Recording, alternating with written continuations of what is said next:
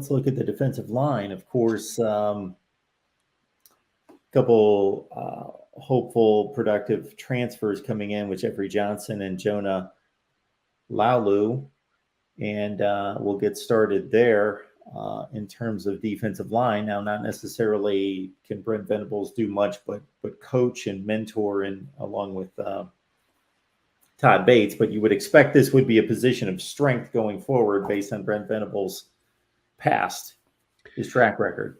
Yeah. I think it's kind of interesting. I'd heard some kind of some tidbits from I already mentioned about the offense having a little bit of a chip on their shoulder, and I think the thoughts within the program, and some people that have access to the program and just outside, outside of that a little bit, thinks that this offense can be about as good as it has been over the last few years, certainly as good as it was last year, maybe even to the level of some of these 2018, 2019 teams. But I think, when you look at the defense, there's a little bit, and I don't want this to sound like it's negative in any way, but I think there's a lot more cautious optimism with this defense overall. Just in terms of, I think they were surprised at how, and I say they, meaning Venables and the defensive staff, were a little bit surprised about how, I would say, discombobulated this team defensively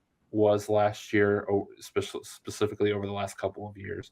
I think the strength and conditioning was very blatantly a little bit of an issue. As we've talked about, offensive line, and I think defensive line takes the brunt of that, so to speak. But I think there's some other thoughts just about how much moving this scheme over, how much there is to learn. There's just so much teaching and so much fundamentals that they need to learn. Like, here, just an example, coming from a defensive line perspective, they've got pretty much what I was told. They've got about they had like 3 or 4 calls on the defensive line, in terms of stunts and things like that. Whereas, Venables and Todd Bates have anywhere in the neighborhood of like 10 to 12. So, I mean, that's just kind of a microcosm. But yeah, I mean, as you mentioned, there's a lot of people in this group that will be fighting for playing time. With Perrion Winfrey being gone, with Nick Benito being gone, you've got two really highly talented, highly rated, very productive kids that Oklahoma has replaced. So, and this is in no particular order. I've got defensive line as a whole. There's some inside guys, and obviously there's some outside guys. So, I think, Mark, the key to this defensive line being as good as it can be and as good as it should be is Jalen Redmond. I think Redmond is a guy that has been very inconsistent, and I say that some of it's not necessarily his fault. He's been injured. He's had some, he had I almost said the word holdout, but he skipped the COVID year. He's had some issues with blood clots and things like that. So if he can stay healthy, if he can be as dominant and productive as he's shown that he can be, I think this defensive line can be better. So I think he is maybe not necessarily the best player, but I think he might be the most important player. I think a kid, Mark, that I think you read my mind here with the screen. So I think the kid that can possibly be the best, that is primed for a just fantastic year, is Ethan Downs.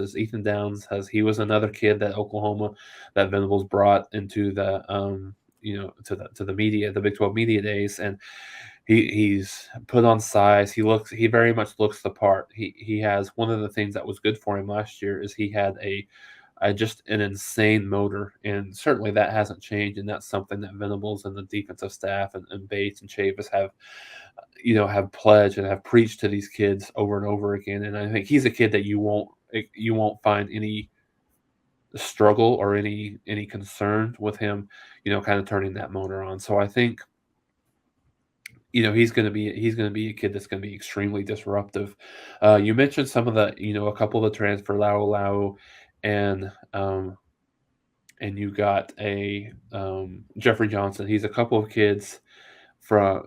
You got a couple of kids there that have not played high quality football in terms of Johnson came in from Tulane, Lau from Hawaii, but kids that Oklahoma really um, loves the size from them.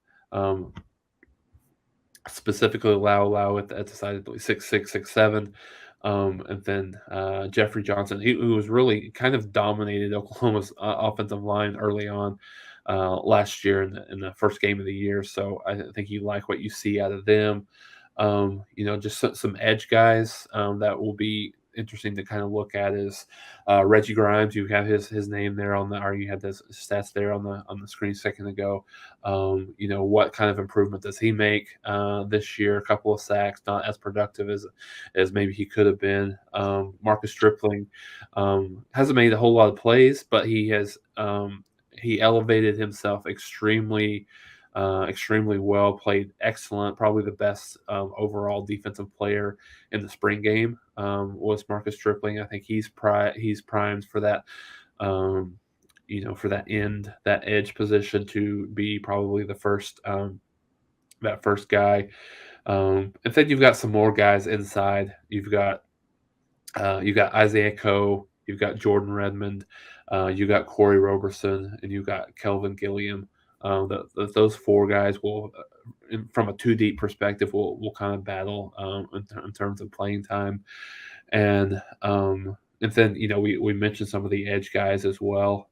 There, Brendan Walker's a guy that will factor into the mix a little bit. And then when you look at outside, it's not really. It's kind of an outside linebacker / edge guy. Clayton Smith is another guy that you can kind of put into that into that mold as well. So I think right now, Mark, I think the feeling is not necessarily sure at this point how many players from this team will go and play at the next level, at least right now. But I think they feel good about the work that these kids have done through the summer. They feel good about who they have, that they can play together really well as a unit and as a team. And I think I think a lot of that confidence comes in from what Brent Venables has been able to do in the past, what Todd Bates has been able to do in the past with defensive line. I think you almost,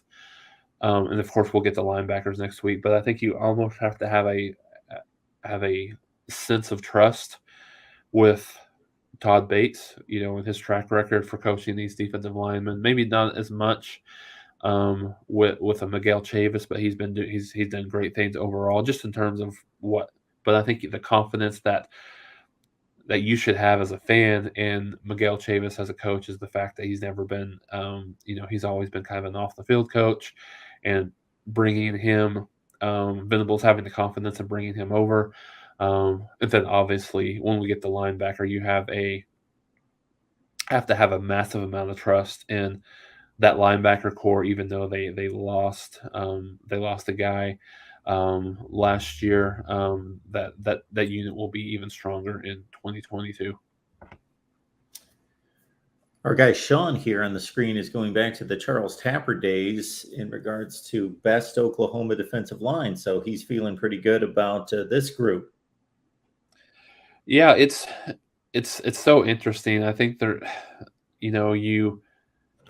you look at what this team was last year in a lot of ways, and I think we were on here talking about how good we thought that this defensive line, was last year, and how good they could have been, and then we saw what happened. And and you can't completely. I think there was a little bit of different aspects that led to this team not being as dominant on the defensive line as you would have expected. I think obviously we've beat this subject to death. The strength and conditioning is one thing. I think you see that just the way they were coached in such a way. I think just the fact of these kids, check themselves out of this first game when they thought that the game was over. I think it was sort of a situation which I don't know that I've ever seen a story like that or heard a story like that, that coaches are allowing their kids to check themselves out of games. I don't even, I mean, maybe at the next level, but not at a collegiate level. So I think, you put a lot of those things together, and that, and then obviously after the middle to the end of the year, all the situations surrounding Riley and stuff like that, kind of, you got your kids that can take it a couple of different ways, right? So I think you've got all these things remedied, rectified, I think, to a certain degree this year, and now it's just, time for them to go out and prove it. I think the only thing, and it's not really a concern, but I think there's so much more complexity, I think, to Venables' defense, as they have had with Gritch's defense. So that understanding that there's a lot to learn and take in, because a lot of times when you're learning, you can play a little bit slower, and then so I think that'll be interesting development as fall camp rolls around, and I think just overall, don't be surprised, which I think is great that Oklahoma has UTEP and Kent State to start off the season, but don't be surprised if there's a little bit of a slow start defensively, until they kind of get their bearings. But I think you hope that they're in a good enough position to when they travel to Lincoln the third week of the year, and then certainly in a much better position to the second half of the year as well, as a unit and as an overall team that's gonna improve dramatically through the season.